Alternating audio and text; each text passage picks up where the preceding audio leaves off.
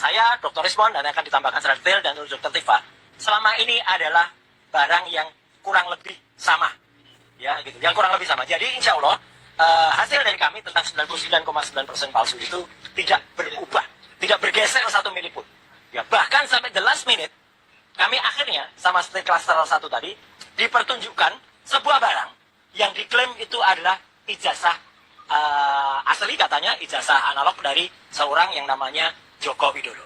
Saya harus berkata dengan terus terang, saya bukan hanya hobi komputer. Saya adalah seorang tukang potret sejak zaman analog dulu.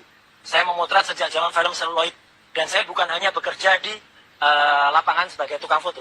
Saya adalah orang yang juga bekerja di kamar gelap. Jadi saya mengerti bagaimana komposisi kalau misalnya kita pakai fixer, kita pakai pengembang, film itu dicuci. Alhamdulillahnya, kami meskipun diminta untuk melihat, kami tetap tidak boleh memegang. Ya, kami tidak boleh merasakan.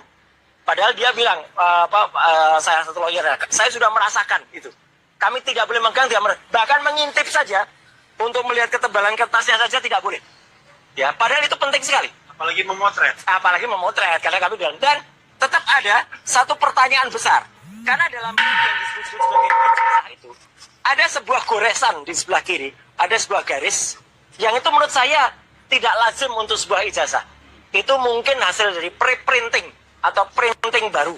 Ya. Kemudian, ada lagi ciri-ciri yang kemudian kami pertanyakan, dan juga Rusman akan menambahkan.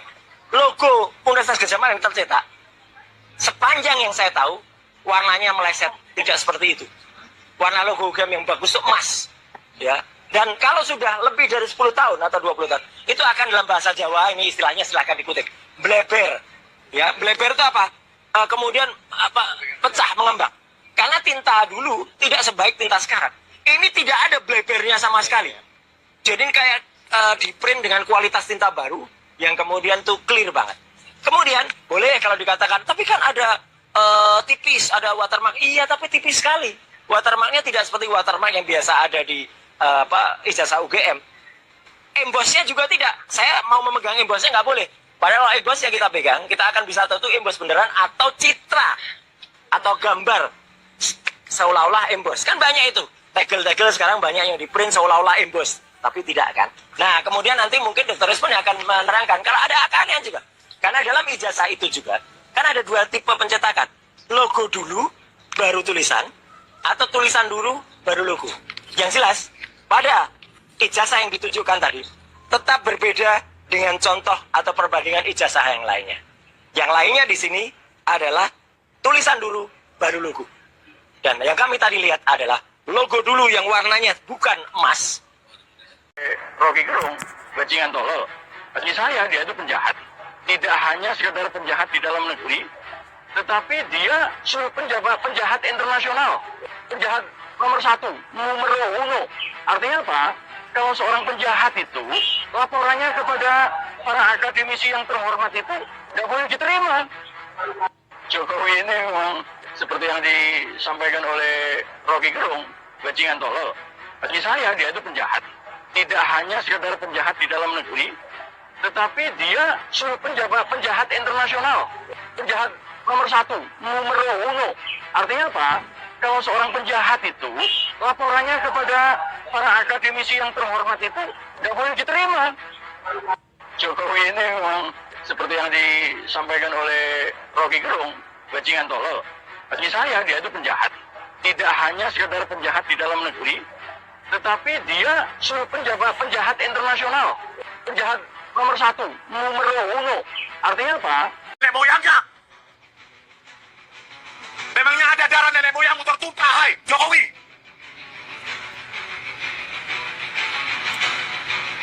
Sakit hati kita. Ya, oke, saya berharap relawan Solo harus lebih banyak, lebih kuat suaranya daripada kota lain. Karena dinasti ini bermula dari Solo dan harus diakhiri di Solo. Terima kasih. Si rakus kekuasaan itu seolah-olah republik ini milik bapaknya, nenek moyangnya. Memangnya ada darah nenek moyangmu tertumpah, hai Jokowi?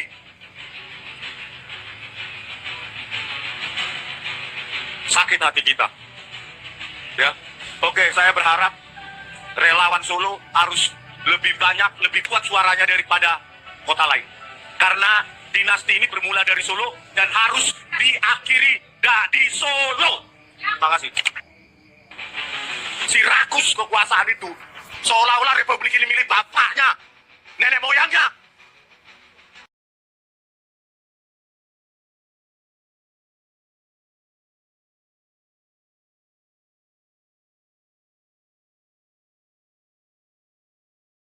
Di Jakarta yang calon ahli antara lain Dr. Resmond Syanipar, kemudian Dr. Tifa, kemudian Dr. Rai Suryo, insya Allah akan menggerujuk pengadilan negeri Surakarta, di mana mereka tentu akan memberikan keterangan atau kesaksian. Dan menurut saya ini satu. Selamat sore rekan-rekan wartawan dimanapun Anda berada, wartawan cetak elektronik atau wartawan televisi.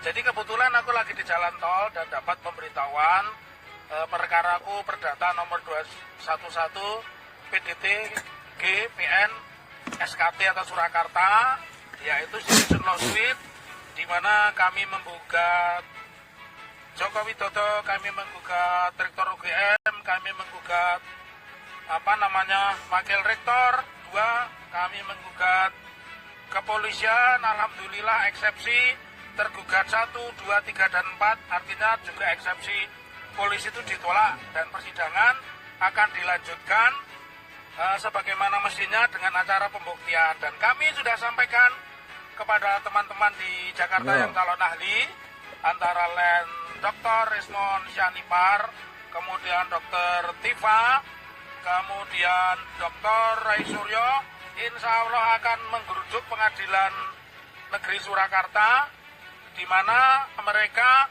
tentu akan memberikan keterangan atau kesaksian. Dan menurut saya ini satu kondisi yang berbalik, ya. Artinya begini, selama ini kan banyak yang meremehkan kami, gugatan ditolak, berarti jasa Pak Jokowi asli. Nah, ini momentum yang sangat bagus, ya.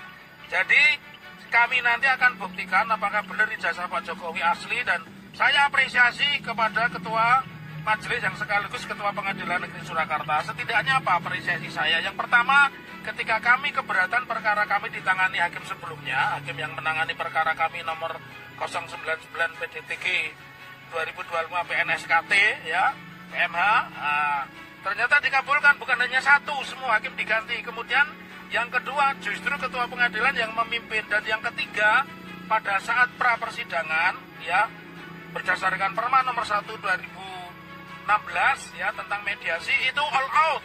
Jauh sebelum sidang dimulai sudah menyiapkan 6 mediator. Wabarakatuh. Ya, setelah tadi rekan-rekan semua mendengarkan dari RT, ya, dari Dr. Resmond dan juga dari Dr. Tifa, ya, kami bertiga RRT memang nanti akan menyampaikan beberapa hal, ya, terutama tadi yang sudah disampaikan oleh Dr. Tifa dan juga Dr. Resmond, dan intinya nanti akan saya sampaikan adalah sebagai berikut. Sebagai berikut. Ya, intinya ini. Jadi intinya adalah kita akan menyanggah seperti tadi disampaikan oleh Dr. Resmond, kenapa kami ini ditersangkakan dengan dua pasal yang sangat berat, yaitu pasal 32 dan 35 Undang-Undang ITE, yang mana ironisnya saya selaku pembuat pasal itu dulunya itu tersenyum aja. Ini penyidik ini dapat masukan yang sangat tidak jelas, dapat bisikan-bisikan jahat, yang mana ada orang yang hanya membaca Undang-Undang ITE tapi tidak mengerti maknanya. Intinya begini, kami nanti akan sampaikan bahwa persoalan ini dimulai dari awalnya ada dari mana. Orang yang membuat persoalan ini jadi gaduh adalah orang yang causa prima atau penyebab pertamanya adalah Joko Widodo sendiri, yang pada tahun 2013, tepatnya tanggal 28 Juni, bertempat di salah satu kampus, ya, mengaku dengan sendirinya bahwa IP dia tidak ada 2 atau kurang dari 2, dan itu tidak pernah diralat sampai dengan sekarang. Dan itu selalu kita mendengar berbeda-beda. Pada saat gelar perkara di Mabes Polri, kita mendengar data katanya IP-nya ada yang bilang 3,5, ada yang IP-nya 2,5, dan lain sebagainya. Dan terakhir kita bilang rektor sih mengatakan IP-nya 2,5 atau lebih sedikit, atau standarnya minimal 2,5. Ini kan aneh. Jadi dialah, kalau mau ditanya siapa penyebab gaduh, dialah yang penyebab gaduh. Kemudian apa? Persoalan ini dimulai dari ketika gaduh. Kemudian apa? Persoalan ini dimulai dari ketika kemudian disebabkan oleh karena dilakukannya pasal 32 dan 35. Secara detail pasal 32 dan 35 di Undang-Undang ITE ada di sini. Intinya apa? Pasal ini digunakan sebenarnya kalau ada orang merekayasa barang bukti atau dokumen elektronik, mengunggah, memposting tanpa sengaja, membuat rekayasa atas barang bukti itu, menambah, mengurangi, dan lain sebagainya. Pasal 35 ada orang yang kemudian membuat barang bukti elektronik yang tadinya tidak asli, kemudian dibuat asli. Nah ini kan lucu. Kalau kami dikenakan pasal 35, berarti memang barang elektroniknya itu tidak asli. Kemudian kami disangkakan membuat itu asli. Ini kan aneh ya. Jadi makanya kami nanti akan men-challenge ya, seperti kata Dr. Rizwan tadi, akan men-challenge digunakannya pasal 32-35. Kenapa ini perlu? Karena ada beberapa peristiwa sebelumnya. Peristiwa pada tahun 2022, ketika Dr. Sigit Sunarta ini sah, dia adalah dekan Fakultas Kehutanan. Dia menunjukkan fotokopi di Fakultas Kehutanan. Oke, dia tidak layak atau dia sah-sah saja karena memang dia punya kapasitas dan juga untuk penunjukan yang ditunjukkan hanya kopinya. Nah, menariknya pada tanggal 1 April 2025, seorang kader partai Gajah, cocok Gajah, nggak punya ijazah, ya, itu namanya Dian Sandi Utama, memposting pada tanggal 1 April dengan dia mengatakan, buat kalian supaya tenang lebarannya, ini saya posting yang asli. Ini asli, dia bilang gitu. Padahal sebenarnya ini tidak asli. Kenapa? Bahkan dia layak digunakan di pasal 32.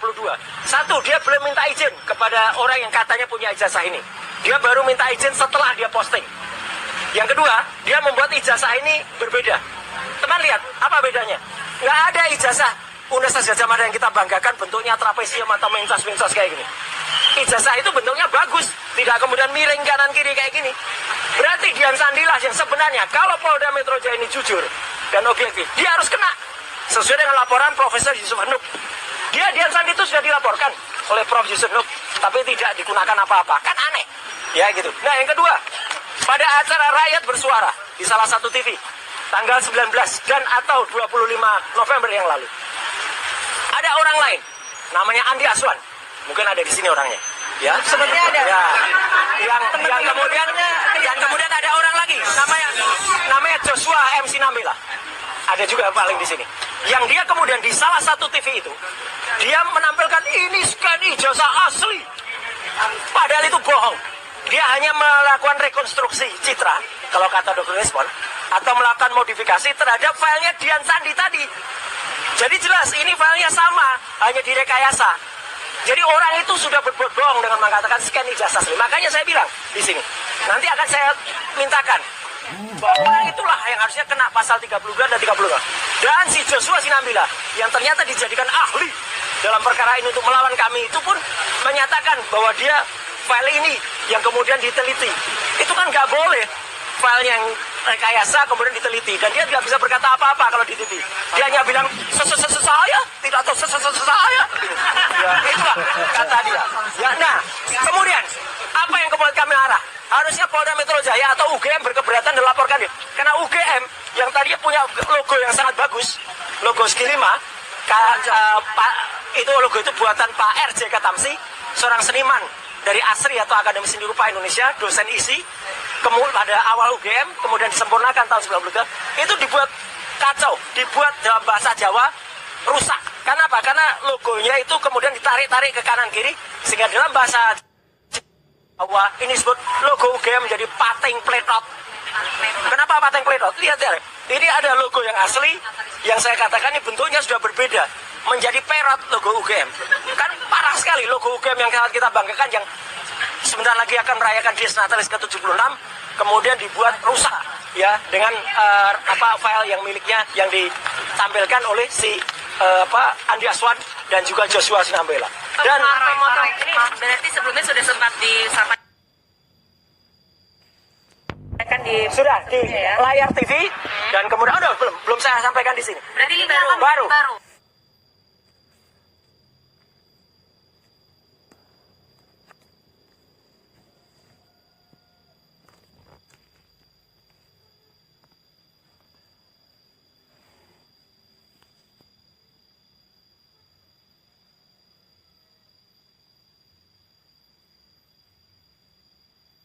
Baru di sini baru pada gelar perkara. Berarti penambahan ya? Penambahan. Nah, jadi logo itu pun apa yang diunggah oleh Andi Aswan dan Joshua itu pun kita analisis pakai histogram.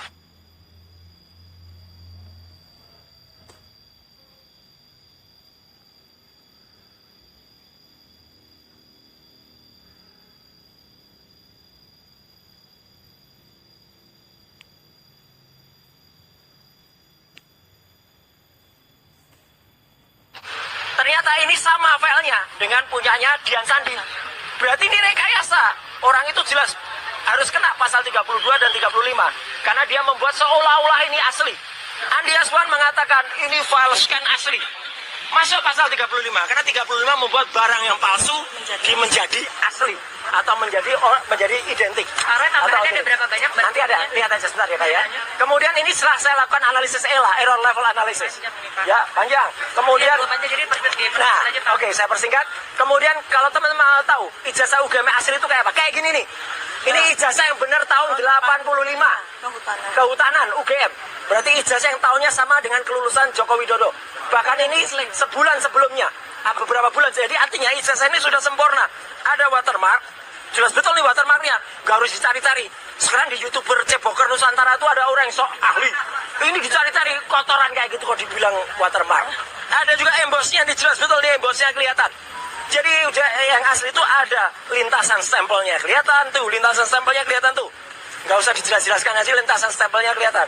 Ada watermark, ada logo yang simetris. Ya, ini kan logonya simetris nih. Indah nih logo UGM.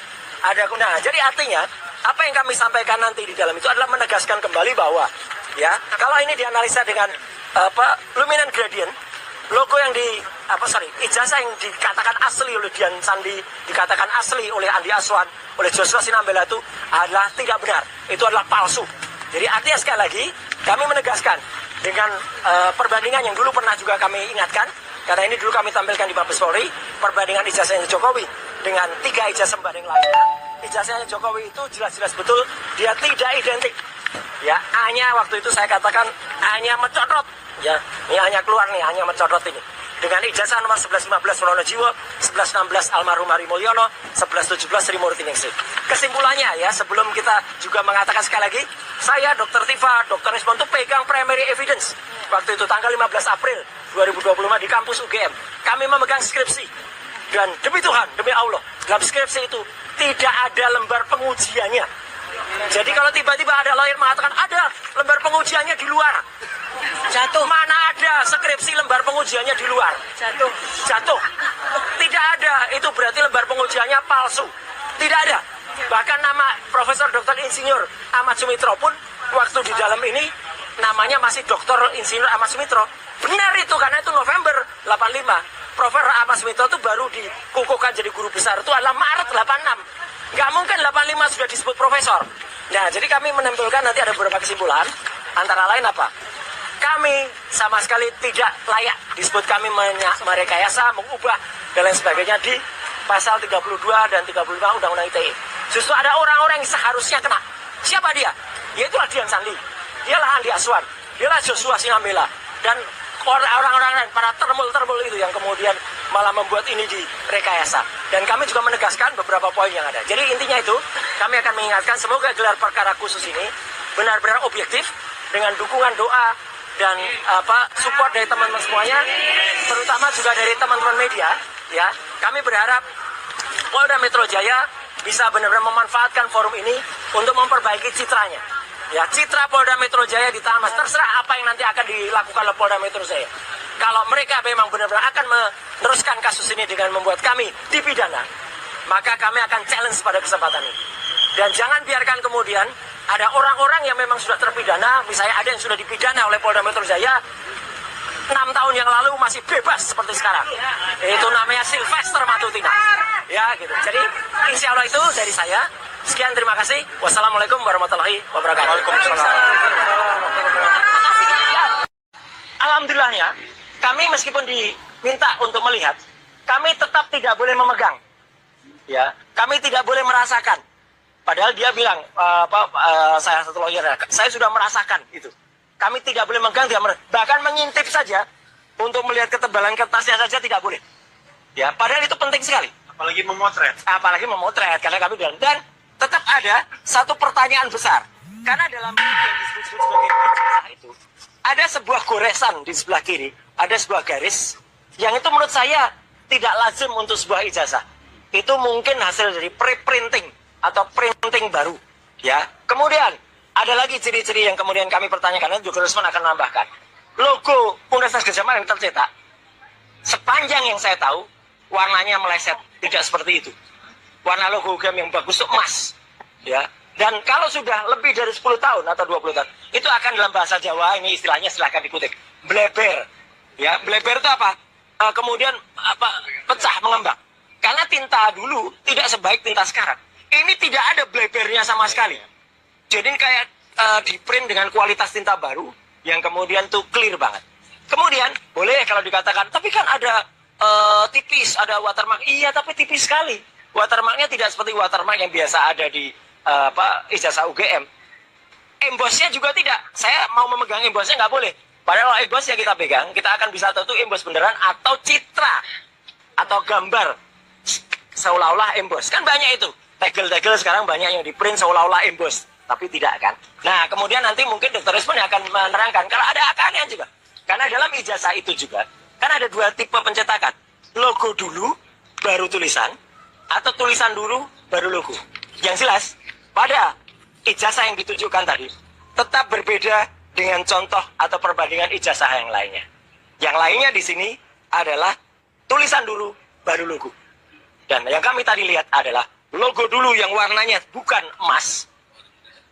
Rocky Gerung, bajingan tolol. Bagi saya dia itu penjahat. Tidak hanya sekedar penjahat di dalam negeri, tetapi dia penjahat internasional. Penjahat nomor 1, numero uno. Artinya apa? Kalau seorang penjahat itu, laporannya kepada para akademisi yang terhormat itu tidak boleh diterima. Jokowi ini memang seperti yang disampaikan oleh Rocky Gerung, bajingan tolol. Bagi saya dia itu penjahat. Tidak hanya sekedar penjahat di dalam negeri, tetapi dia penjahat internasional. Penjahat nomor 1, numero uno. Artinya apa? Kalau seorang penjahat itu, laporannya kepada para akademisi yang terhormat itu tidak boleh diterima. Jokowi ini memang seperti yang disampaikan oleh Rocky Gerung, bajingan tolol. Bagi saya dia itu penjahat. Tidak hanya sekedar penjahat di dalam negeri, tetapi dia penjahat internasional. Penjahat nomor 1, numero uno. Artinya apa? Nenek moyangnya. Memangnya ada darah nenek moyangmu tertumpah, hai Jokowi?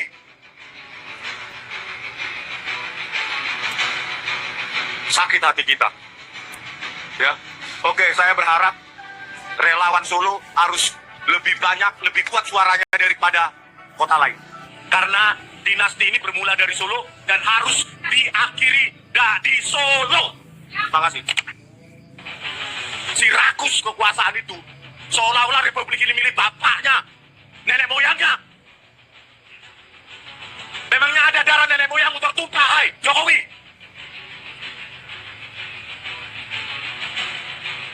Sakit hati kita. Ya, oke, saya berharap relawan Solo harus lebih banyak, lebih kuat suaranya daripada kota lain.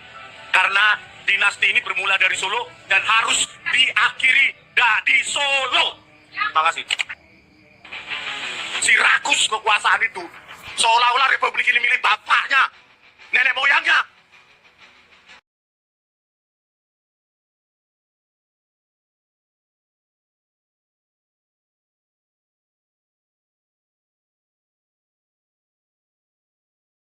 Di Jakarta yang calon ahli antara lain Dr. Rismon Syanipar, kemudian Dr. Tifa, kemudian Dr. Rai Suryo, insya Allah akan menggeruduk pengadilan negeri Surakarta, di mana mereka tentu akan memberikan keterangan atau kesaksian. Dan menurut saya ini satu. Selamat sore rekan-rekan wartawan dimanapun Anda berada, wartawan cetak elektronik atau wartawan televisi.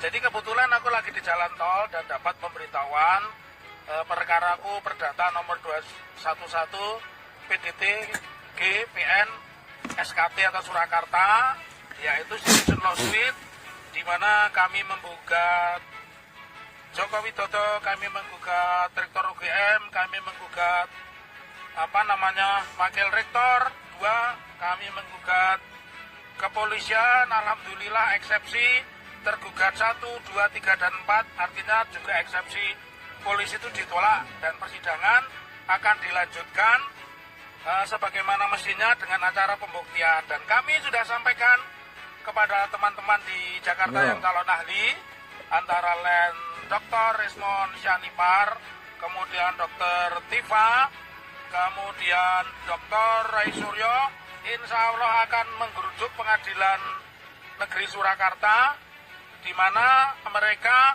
tentu akan memberikan keterangan atau kesaksian. Dan menurut saya ini satu kondisi yang berbalik, ya. Artinya begini, selama ini kan banyak yang meremehkan kami.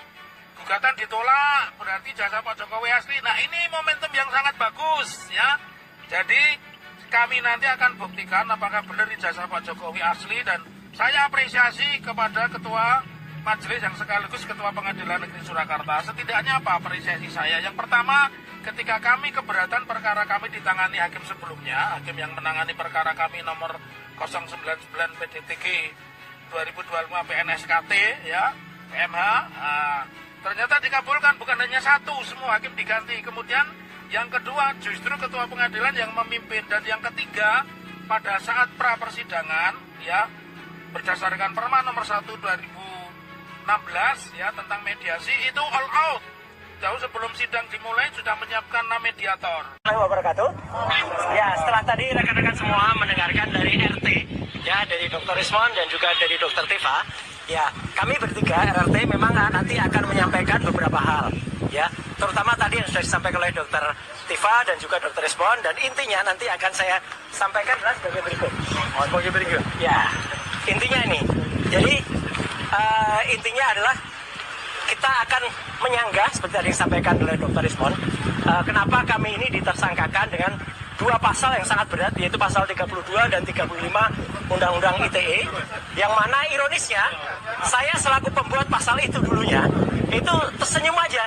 Ini penyidik ini dapat masukan yang sangat tidak jelas, dapat bisikan-bisikan jahat, yang mana ada orang yang hanya membaca Undang-Undang ITE tapi tidak mengerti maknanya. Intinya begini, kami nanti akan sampaikan bahwa persoalan ini dimulai dari awalnya ada dari mana. Orang yang membuat persoalan ini jadi gaduh adalah orang yang causa prima atau penyebab pertamanya adalah Joko Widodo sendiri, yang pada tahun 2013, tepatnya tanggal 28 Juni, bertempat di salah satu kampus, ya, mengaku dengan sendirinya bahwa IP dia tidak ada 2 atau kurang dari 2, dan itu tidak pernah diralat sampai dengan sekarang. Dan itu selalu kita mendengar berbeda-beda. Pada saat gelar perkara di Mabes Polri, kita mendengar data katanya IP-nya ada yang bilang 3,5, ada yang IP-nya 2,5 dan lain sebagainya. Dan terakhir kita bilang rektor sih mengatakan IP-nya 2,5 atau lebih sedikit, atau standarnya minimal 2,5. Ini kan aneh. Jadi dialah, kalau mau ditanya siapa penyebab gaduh, dialah yang penyebab gaduh. Kemudian apa? Persoalan ini dimulai dari ketika gaduh. Kemudian apa? Persoalan ini dimulai dari ketika kemudian disebabkan oleh karena dilakukannya pasal 32 dan 35. Secara detail pasal 32 dan 35 di Undang-Undang ITE ada di sini.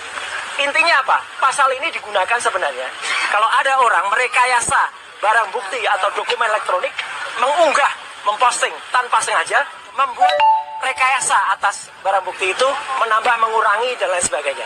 Pasal 35 ada orang yang kemudian membuat barang bukti elektronik yang tadinya tidak asli, kemudian dibuat asli. Nah, ini kan lucu. Kalau kami dikenakan pasal 35, berarti memang barang elektroniknya itu tidak asli. Kemudian kami disangkakan membuat itu asli. Ini kan aneh, ya. Jadi makanya kami nanti akan men-challenge, ya, seperti kata Dr. Rismon tadi, akan men-challenge digunakannya pasal 32-35. Kenapa ini perlu? Karena ada beberapa peristiwa sebelumnya. Peristiwa pada tahun 2022, ketika Dr. Sigit Sunarta ini sah, dia adalah dekan Fakultas Kehutanan. Dia menunjukkan fotokopi di Fakultas Kehutanan. Oke. dia tidak layak atau dia sah-sah saja karena memang dia punya kapasitas dan juga untuk penunjukan yang ditujukan hanya kopinya. Nah, menariknya pada tanggal 1 April 2025, seorang kader partai Gajah, cocok Gajah, nggak punya ijazah, ya, itu namanya Dian Sandi Utama, memposting pada tanggal 1 April dengan dia mengatakan, buat kalian supaya tenang lebarannya, ini saya posting yang asli. Ini asli, dia bilang gitu. Padahal sebenarnya ini tidak asli. Kenapa? Bahkan dia layak digunakan di pasal 32. Satu, dia belum minta izin kepada orang yang katanya punya ijazah ini. Dia baru minta izin setelah dia posting. Yang kedua, dia membuat ijazah ini berbeda. Teman lihat, apa bedanya?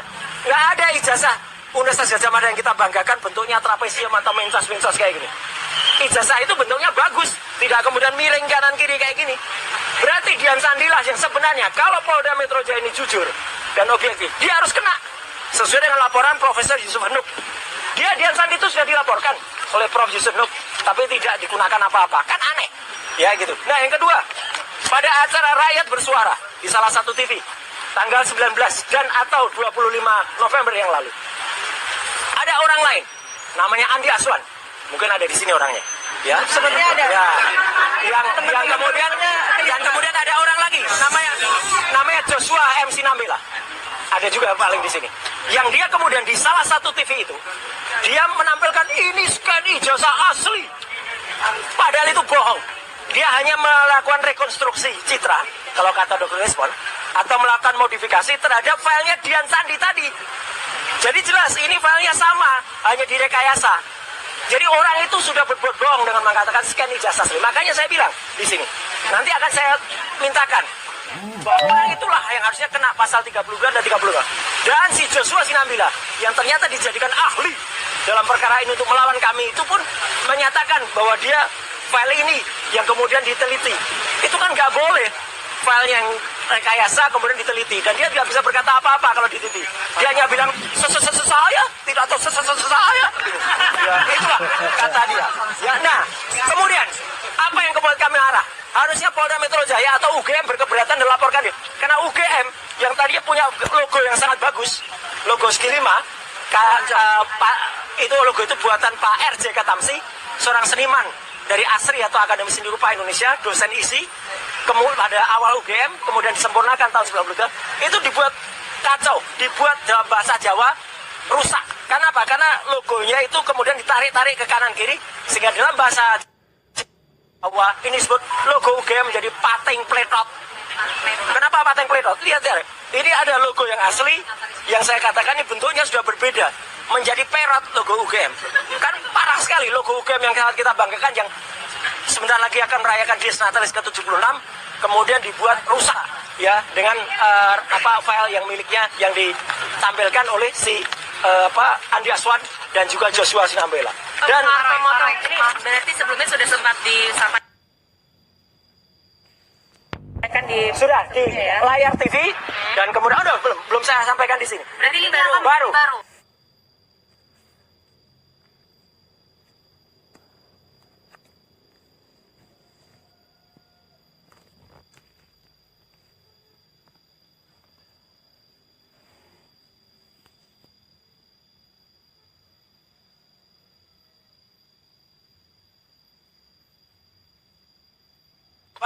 Baru di sini baru pada gelar perkara. Jadi penambahan ya? Penambahan. Nah, jadi logo itu pun apa yang diunggah oleh Andi Aswan dan Joshua itu pun kita analisis pakai histogram.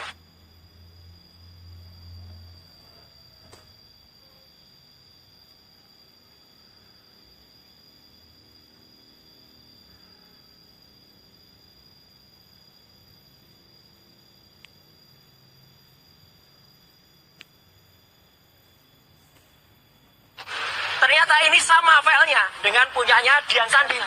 Berarti ini rekayasa. Orang itu jelas harus kena pasal 32 dan 35. Karena dia membuat seolah-olah ini asli. Andi Aswan mengatakan ini file scan asli. Masuk pasal 35. Karena 35 membuat barang yang palsu menjadi asli. Atau menjadi identik. Tambahannya ada berapa banyak? Nanti ada, lihat aja sebentar ya Kak ya. Kemudian ini setelah saya lakukan analisis ELA, error level analysis. Ya, panjang. Kemudian, nah, oke, saya persingkat. Kemudian kalau teman-teman mau tahu ijazah UGM asli itu kayak apa? Kayak gini nih. Ini ijazah yang benar tahun 85. Kehutanan UGM. Berarti ijazah yang tahunnya sama dengan kelulusan Joko Widodo. Bahkan ini sebulan sebelumnya, beberapa bulan. Jadi artinya ijazah ini sudah sempurna. Ada watermark, jelas betul nih watermarknya. Gak harus dicari-cari. Sekarang di YouTuber Ceboker Nusantara itu ada orang yang sok ahli. Ini dicari-cari kotoran kayak gitu kok dibilang watermark. Ada juga embosnya, nih jelas betul nih embosnya kelihatan. Jadi udah yang asli itu ada lintasan stempelnya kelihatan tuh, lintasan stempelnya kelihatan tuh. Nggak usah dijelas-jelaskan aja, lintasan stempelnya kelihatan.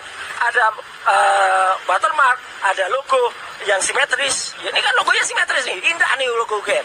Ada, nah jadi artinya apa yang kami sampaikan nanti di dalam itu adalah menegaskan kembali bahwa ya kalau ini dianalisa dengan luminant gradient, logo yang ijazah yang dikatakan asli oleh Dian Sandi, dikatakan asli oleh Andi Aswan, oleh Joshua Sinambela itu adalah tidak benar. Itu adalah palsu.